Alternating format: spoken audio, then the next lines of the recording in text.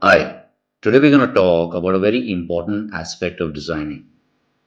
A lot of people think that one does the architecture first and then starts the interior design after the architecture has already been completed as a concept. But that's not the case. For an ideal holistic situation, you need to do the architecture and the interior design from the inception of the very first concept and carry it all the way through, merging both together. What this does is multiple factors. A. It reduces the time span of the project. Secondly, it reduces the cost of the project.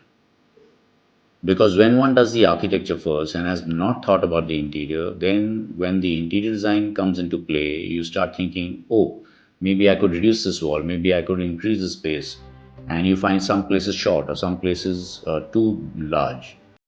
So, in order to have it cost effective, the architecture and interior design go hand in hand from the beginning of the project. This also saves a huge amount of material.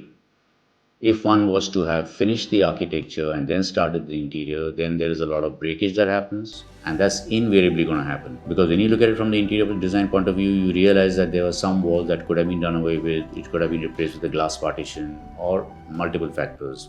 If you are designing with exposed RCC, for example, every single light point and switch point has to be taken care of from day one.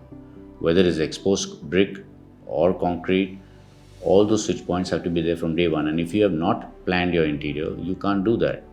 So when the interior designer comes in or the interior design team comes in, a lot of changes will occur. So that's wastage of material. So in the case of the Mirai House of Arches, which we completed 2 years ago in a small place called Bhilwara in Rajasthan, the architecture and interior design were worked on simultaneously from the very beginning, and that resulted in the entire house being completed in only 17 months of work on site, from the foundation to the finish point when the client walked in. So the footprint of this house is 3,500 square feet on a 5,000 square feet plot, and within this relatively small footprint of 3,500 square feet, we have three different heights within the volumes.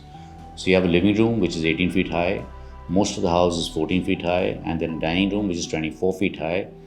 And based on the location and based on how it is opening up towards the external sheltered veranda spaces that are created around each one of the rooms, the positioning of the furniture is done accordingly.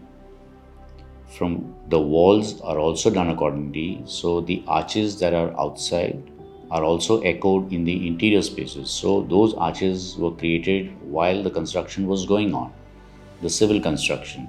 So it was completely integrated from the very beginning, and that translates into how the house is visually perceived, how one walks through the spaces.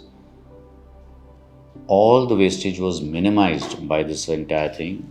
And what happens is when you design the architecture first and you have not taken cognizance of the various electrical points that are supposed to be in place, the plumbing points and how they're going to be arranged by the eventual interior design of that bathroom or the kitchen space, there is a lot of wastage, breakage, addition, alteration that takes place.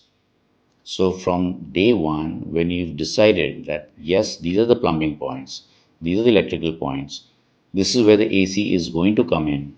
So therefore, that much portion of the ceiling would be lowered eventually. If there is a beam and you need to take a pipe through the beam, so those sleeves are to be kept in the very beginning. So even the MEP has to be coordinated right from the very beginning.